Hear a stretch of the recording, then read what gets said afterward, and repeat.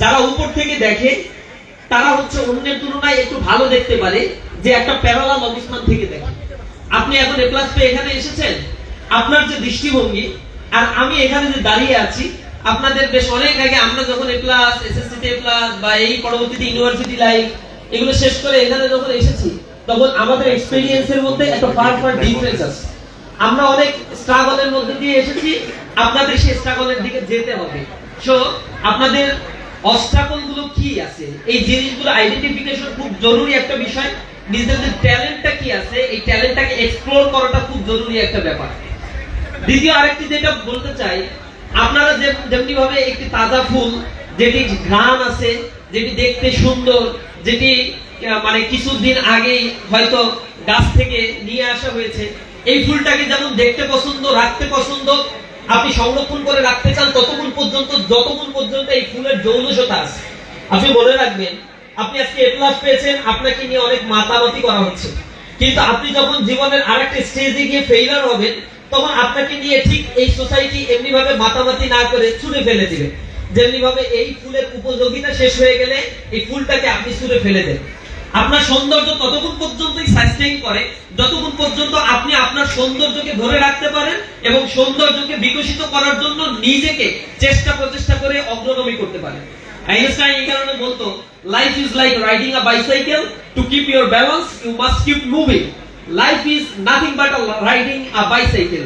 যদি এই বাইসাইকেল তুমি একটা ব্যালেন্স ঠিক রাখতে চাও, একটা বাইসাইকেল তুমি চালাবা, তুমি উঠে বসলা, এটা ব্যালেন্স ঠিক রাখতে হলে ইউ মাস্ট কিপ মুভিং। তোমাকে অবশ্যই বাইসাইকেলের প্যাডেলটি ঘোরাতে হবে। যদি তুমি সেটা না ঘোরাতে পারো, হয় তুমি ডান দিকে কাত হয়ে পড়ে যাবা, অথবা তুমি বাঁ দিকে কাত হয়ে পড়ে যাবা। এই সমাজটা আসলেই ঠিক এমন। যদি তুমি তোমার জীবনের এই ভারসাম্যপূর্ণ অবস্থান সময়গুলোকে কাজে লাগিয়ে বজায় রাখতে না পারো, এই সোসাইটি তোমাকে আসলে চরম এবং পরম শিক্ষা দিবে, যে জিনিসগুলো তোমার জীবনের মৃত্যুর আগ পর্যন্ত তোমাকে সাফারিশ করবে। কিন্তু যারা উপদেশ গ্রহণ করে, আল্লাহ কোরআন শরীফের ভিতরে বারবার বলছে, এগুলো হচ্ছে যারা উপদেশ গ্রহণ করে তাদের জন্য হচ্ছে শিক্ষা। যারা উপদেশ গ্রহণ করে না, তাদেরকে যতই সতর্ক করো না কেন, অথবা তুমি যাই তাদেরকে বলো না কেন, তারা এই ক্ষেত্রে অনমনীয় হয়। তারা মনে করে আমি যা বুঝেছি এইটাই সঠিক।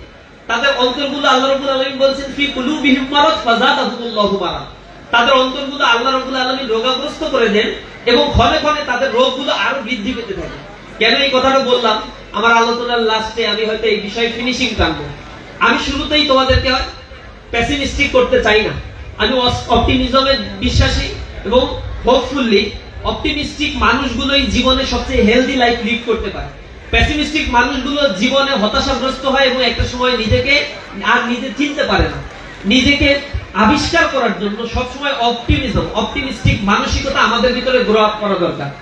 আজকে যারা এখানে এসেছো, তোমরা কিন্তু অনেকের মধ্যে অন্যতম হয়ে এখানে এসেছো। অনেকের মধ্যে অন্যতম এই কারণে বললাম, তোমরা যখন ক্লাস 1 এ তোমাদের যাত্রাটা শুরু করেছিলে, তখন 25 লক্ষ স্টুডেন্ট কিন্তু তোমাদের সাথে যাত্রা শুরু করেছিল, বা 26 লক্ষ স্টুডেন্ট ক্লাস 1 এ তোমরা যখন ভর্তি হয়েছিল তোমাদের সাথে ভর্তি হয়েছিল। কিন্তু 10 বছরের এই জার্নি শেষ করে এখানে 6 লক্ষ স্টুডেন্ট তোমাদের সাথে হারিয়ে গিয়েছে। তাদের কোনো অস্তিত্ব নাই। হয়তো সে লেদের কাজ করছে, অথবা কোনো গ্যারেজে কাজ করছে, অথবা কেউ মৃত্যুবরণ করেছে, অথবা অন্য কোনো ভাবে জীবন যাপন করছে, অথবা গাঁজা, হিরোইন, ফেন্সি এগুলো খেয়ে কোনো নেতার পিছনে পিছনে ছুটছে, এবং পরে এই সোসাইটি থেকে তারা হারিয়ে গিয়েছে। আর এই হারিয়ে যাওয়া ড্রপ আউট এই স্টুডেন্টদের নিয়ে এই সোসাইটির আসলে কোনো প্ল্যান নাই, এই সোসাইটির লায়াবিলিটি নাই। এই গভর্নমেন্টের এই ব্যাপারে খুব বেশি চিন্তা আমরা দেখতে পাই না। এবং বাধ্যতামূলক যে আইন করার কথা ছিল প্রাইমারি শিক্ষার ক্ষেত্রে, সেই আইনের ক্ষেত্রে এখনো পর্যন্ত 54 বছর এটা বাস্তবায়ন করে। তারপরেও তোমরা যেহেতু ওই স্টেজ পার হয়ে এসএসসি পরীক্ষায় রেজিস্ট্রেশন করেছো ক্লাস 9 এ, তোমাদের সাথে তখন রেজিস্ট্রেশন করেছিল 19,28,000 স্টুডেন্ট। এর মধ্যে থেকে তোমরা আবার 2 বছর পরে যখন পরীক্ষা দিতে বসলা, তার মধ্যে থেকে আবার 27,000 স্টুডেন্টকে খুঁজে পাওয়া যাচ্ছে না। হিসাব করে দেখা গেছে তাদের মধ্যে কেউ মারা গেছে, কয়েক হাজার মারা গিয়েছে। আল্লাহ তোমাকে জীবিত রেখেছে আলহামদুলিল্লাহ। কয়েক হাজার তাদের দারিদ্রতার কষাঘাতে নিমজ্জিত হয়ে আল্লাহ লেখাপড়া কন্টিনিউ করতে পারে নাই, পরীক্ষার খাতায় বসতে পারে নাই। কেউ কেউ অসুস্থ হয়ে এখনো পর্যন্ত হাসপাতালের বেডে কাতরাচ্ছে। সব মিলে সেই সংখ্যাটা খুব বেশি না হলেও, রিমার্কেবল না হলেও, প্রায় 25 থেকে 27,000 স্টুডেন্ট ঠিক এমন অবস্থার মধ্যে আছে। এর বাইরে তোমাদের সাথে 19,01,000 ছাত্র যে পরীক্ষা দিয়েছে, এই ছাত্রছাত্রীর মধ্য থেকে পাস করেছে আবার 13 লক্ষ সামথিং, অর্থাৎ 6 লক্ষ স্টুডেন্ট এখানে ফেল করেছে। 32% তোমাদের সাথে এই ফাইটিং এ আসতে পারে না। এখন যে 13 লক্ষ তোমাদের সাথে আবার পরীক্ষা দিয়ে এই পর্যন্ত এসেছে, পাস করেছে, তাদের মধ্য থেকে আবার 1,39,000 এ প্লাস পেয়ে তোমরা এখানে আসছো। এখান থেকে আবার একটা বড় অংশ অর্থাৎ 12 লক্ষ স্টুডেন্ট এখান থেকে আবার তোমাদের থেকে আলাদা হয়ে গিয়েছে। অর্থাৎ তোমরা একেবারে ক্লাস 1 থেকে যে জার্নিটা স্টার্ট করেছো এই পর্যন্ত আস্তে আস্তে তোমরা এখানে এসে পৌঁছেছো। ভবিষ্যৎটা আরো কি হতে পারে, ইন্টারমিডিয়েটে যাওয়ার পরে তোমরা দেখবে এখান থেকে 70 বা 80,000 এ প্লাস ইন্টারমিডিয়েটে পাবে। তার সবাই আবার কিন্তু তোমাদের মধ্য থেকে না, কিছু আছে যারা এসএসসি তে পায়নি তারা টেক ওভার করবে। সব মিলে তোমাদের মধ্য থেকে 70,000 হয়তো ইন্টারমিডিয়েটে গিয়ে প্লাস পেয়ে যাবে। তার মানে তোমরা মাথায় রাখো গত বছর যা ছিল বা 17 বছর যা হয়েছে তার আদলে আমি কথা বলার চেষ্টা করছি, তোমাদেরকে সতর্ক করার চেষ্টা করছি। যারা বুদ্ধিমান তারা সতর্ক হবে, আর যারা বুদ্ধিমান না তারা বলবে first year is rest year, second year don't care. এই ডোন্ট কেয়ার করার পরে পরীক্ষার খাতায় গিয়ে দেখবা এই যে 19 লক্ষের ভিতরে 13 লক্ষ পাস করছে, এরা আবার ইন্টারমিডিয়েট পরীক্ষা দিয়ে ওইখান থেকে আবার 3 লক্ষ ফেল করে ফেলবে। ডোন্ট কেয়ার দে। এরপরে আবার এ প্লাস যারা পেয়েছে তারা বলবে এসএসসি তো এ প্লাস পেয়েছে, আই এম ম্যারিটোরি স্টুডেন্ট। এরপরে গিয়ে তারা ওভার কনফিডেন্সের কারণে ওইখানে ফল ডাউন করে সেখানে দেখবে 60,000 স্টুডেন্ট পরীক্ষায় মানে এ প্লাসই পাচ্ছে না, কেউ ফেলে করছে, এ প্লাস প্রাপ্ত ছাত্র ফেল করে ফেলছে। অবস্ট্রাগল গুলো কত, এটা তো শেষ না। আবার দেখো ইন্টারমিডিয়েটে তোমরা গিয়ে যে 90,000 এ প্লাস পেয়ে যাবা, বললাম এই 90,000 স্টুডেন্টকে আসলে সবাই ইউনিভার্সিটিতে পড়তে পারবা? মেডিকেলে কত সিট তোমাদের যদি এখন বলি তোমাদের রিজার্ভেশন মেডিকেলে পড়বা কত, আমি তো এখন পর্যন্ত অসংখ্য এ ক্লাস সংবর্ধনায় উপস্থিত হয়েছি। এই এ ক্লাস সংবর্ধনায় এরকম হাজার হাজার ছাত্রদের সামনে কথা বলেছি। তাদের অনেকের রিজার্ভেশন প্রত্যাশা হচ্ছে তারা এ ক্লাস পেয়েছে মেডিকেল ডক্টর হবে। আচ্ছা তোমাদের ব্যাচ থেকে কতজন ডক্টর নেবে তোমাদের ধারণা আছে? সরকারি মাত্র 4300 স্টুডেন্টকে ডক্টর হিসেবে সরকারি ভাবে নিবে, পরীক্ষা দিবে 1 লক্ষের অধিক ছাত্রছাত্রী। তো তোমরা এখন চিন্তা করো তোমাদের মধ্য থেকে মাত্র 4300 ছাত্র মেডিকেলে ভর্তি হতে পারবে, বাদ বাকি যার বাবার লক্ষ লক্ষ টাকা আছে সে 30 লক্ষ টাকা খরচ করে প্রাইভেট মেডিকেলে পড়তে পারবে। তার মানে এইখান থেকে 6000 হয়তো মেডিকেলে পড়তে পারবে পাবলিক প্রাইভেট মিলে, বাদ বাকি কিন্তু অন্তত 1 লক্ষ স্টুডেন্ট যারা মেডিকেল ডিজার্ভ করে, ক্যাপাবল, তাদের প্রত্যাশা পূরণ হবে না। এখান থেকে তারা তাদের হোপলেস হয়ে যাবে অনেক ক্ষেত্রে। এরপরে তোমাদের ভিতরে কারো কারো ইচ্ছা আছে ইঞ্জিনিয়ারিং হতে হবে, মনে মনে ভাবতে পারো মেডিকেল এটা যারা চিন্তা করছে এরা তো ঠকলো, আমরা ইঞ্জিনিয়ারিং মনে লাভ করি না। আসলে লাভ করো না। ইঞ্জিনিয়ারিং চারটা বিশ্ববিদ্যালয়, কুয়েট,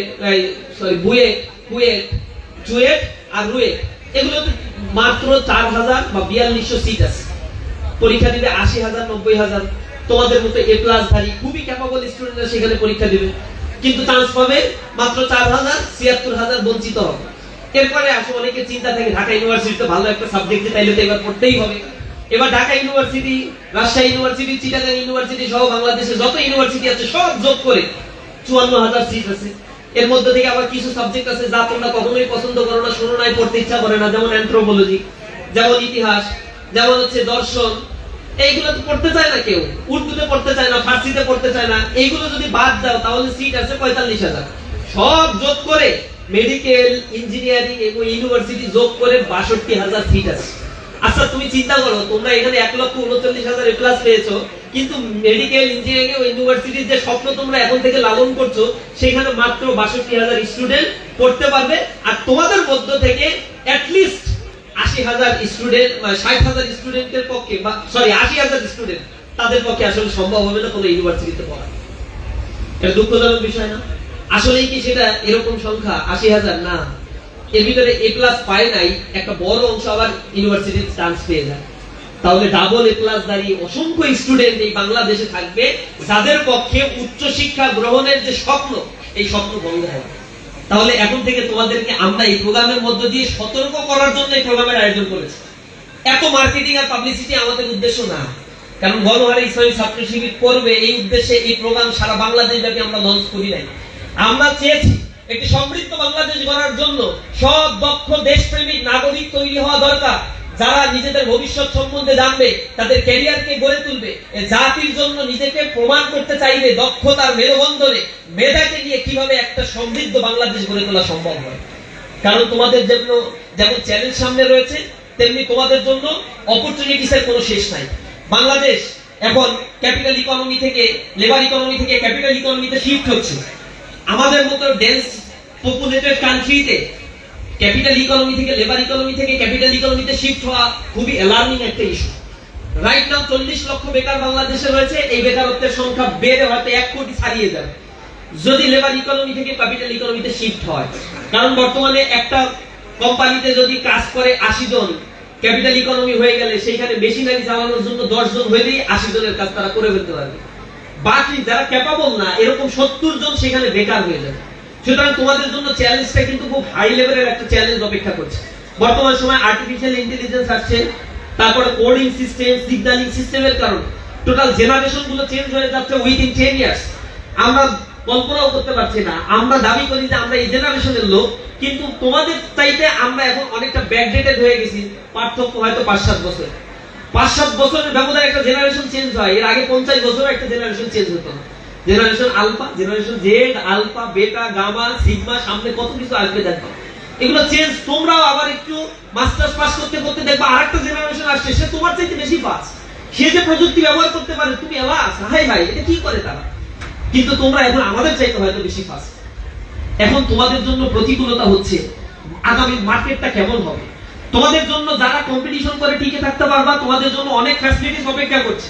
কারণ বাংলাদেশে প্রযুক্তি খাতে, শিল্পায়ন খাতে যে টার্গেট ডেল্টা প্ল্যানে বা মেগা প্ল্যানে ধরা হয়েছে, সেটা হচ্ছে 2041 সালের ব্যবধানে এই ক্ষেত্র থেকে $50 বিলিয়ন আয় করার একটা লক্ষ্যমাত্রা ধরা হয়েছে, যেটা বর্তমানে $1.8 বিলিয়ন আয় করা হচ্ছে।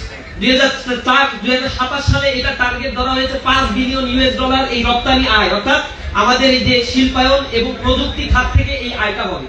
অর্থাৎ আগামী দিনে এই মার্কেটটা যে একটা বিশাল এক্সপ্যানশন একটা মার্কেটে পরিণত হতে যাচ্ছে, ফ্রিল্যান্সিং করে প্রযুক্তি খাতে নিজেদেরকে দক্ষ করে গড়ে তুলে, এটা নিঃসন্দেহে বলা যায়। এবং সর্বক্ষেত্রে এই প্রযুক্তির ছোঁয়া আস্তে আস্তে লাগতে থাকবে। বাংলাদেশ এই ক্ষেত্র থেকে আয় করবে এবং এখানে এমপ্লয়মেন্ট ক্রিয়েট হবে। যারা টেকনোলজিক্যালি অ্যাডাপ্টেড করতে পারবে নিজেদেরকে, তারাই টিকে থাকবে। সেকেন্ড লার্জেস্ট ক্ষেত্র বাংলাদেশের জন্য রয়েছে আরএনজি সেক্টর। যে আরএনজি সেক্টর থেকে বছরে 47 বা 48 বিলিয়ন ডলার বাংলাদেশ আয় করে থাকে। কিন্তু এই বিলিয়ন ডলার আয়ের মধ্যে আবার সুমন্তরের ফাঁকি আছে কিছু। কারণ বাংলাদেশে কোনো মেশিনারি উৎপাদন করা হয় না, বাংলাদেশে কোনো ধরনের ইকুইপমেন্ট, র ম্যাটেরিয়ালস উৎপাদন করা হয় না। এগুলো সব বিদেশ থেকে কিনে আনতে হয়। এগুলো কিনে আনতে গেলেও অন্তত একটা মেজরিটি পোরশন বিদেশে টাকা আবার দিয়ে দিতে হয়। প্লাস মাইনাস করে হয়তো 7-8 বিলিয়ন ডলার বাংলাদেশের থলিতে জমা থাকে।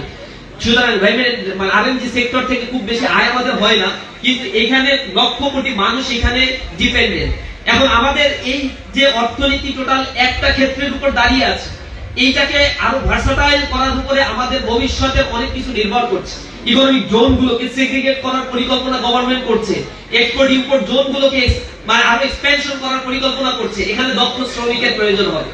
ওষুধ শিল্পের ক্ষেত্রে বাংলাদেশ অনবদ্য অর্জন রয়েছে। 48টা অনুন্নত দেশের মধ্যে ওষুধ শিল্পের ক্ষেত্রে বাংলাদেশ এখন 1 নম্বর অবস্থান, এবং অন্তত 120টা দেশে বাংলাদেশের ওষুধ কিন্তু রপ্তানি করা হয়। সুতরাং এই ওষুধ শিল্পে তোমাদের ক্যারিয়ার গঠন করার সমূহ একটা সুযোগ আমাদের এখানে রয়েছে। আমাদের দেশে তেল, গ্যাস, চুনাপাথর এবং আমাদের দেশে যে পরিমাণে কয়লা মজুদ রয়েছে, তা দিয়ে আগামী 100 বছর পর্যন্ত বাংলাদেশের জ্বালানির চাহিদা পূরণ করা সম্ভব। এই ক্ষেত্রগুলোর জন্য নিজেদেরকে ক্যাপাবল করে গড়ে তুলতে হবে। সেজন্য আজকে থেকে তোমরা নিজেদেরকে প্রস্তুত নাও। তোমরা যদি মনে করো হেলায় হেলায় নিজেদের জীবন কাটাবো, তাহলে কাটাতে পারো। তোমার দেশের শিক্ষা ব্যবস্থা এমন কিছু তোমাকে হয়তো দিয়ে তৈরি করবে না, যার কারণে তুমি এই সোসাইটির জন্য ক্যাপাবল হয়ে গড়ে উঠবা। তোমার দেশের শিক্ষা ব্যবস্থা অনার্স মাস্টার্স পাস করার পরে এরপরে বলে বিসিএস পরীক্ষা দেওয়ার জন্য 4 বছর তোমাকে এক্সট্রা আবার পড়তে হবে। ঢাকা ইউনিভার্সিটি অথবা অন্যান্য ইউনিভার্সিটিগুলোর লাইব্রেরি গুলোতে তোমরা যদি কোনোদিন যাও, তাহলে দেখবা লোকে লোকারণ্য প্রচুর পড়াশোনা করছে, কিন্তু রিসার্চের বইগুলো, গবেষণার বইগুলো সব মরিচিকা পড়ে আছে, ময়লা স্তূপ জমা হয়ে আছে। এই জায়গাগুলোতে পড়ে সব বিসিএস এর বই। বিসিএস পড়তে পড়তে জীবন শেষ, তাহলে অনার্সে আমাকে না পড়িয়ে ফার্স্ট ইয়ার থেকে বিসিএস এর বই ধরাই দিলেই তো হতো। আমাদের দেশের লেখাপড়া কখনোই শিল্প ওরিয়েন্টেড না এবং কর্মক্ষেত্রের সাথে অ্যাটাচড না। আপনার ইউনিভার্সিটি পাস করার পরে কোথায় আপনি চাকরি করবেন, সেই শিল্প প্রতিষ্ঠানের সাথে যদি একটা অ্যালাইনমেন্ট থাকতো, তাহলে এটা সুবিধা হতো। এটা আমাদের জন্য প্রতিকূলতা। কিন্তু আমি যে সম্ভাবনাগুলোর কথা এই বাংলাদেশকে নিয়ে বললাম, এই সম্ভাবনাগুলোকে আসলে কাজে লাগাবে কারা? এই সম্ভাবনাগুলোকে কাজে লাগানোর জন্য যারা এই সামনে বসে আছে, তারা হচ্ছে আগামী দিনের ভবিষ্যৎ। আজ থেকে 8 বছর 9 বছর পরে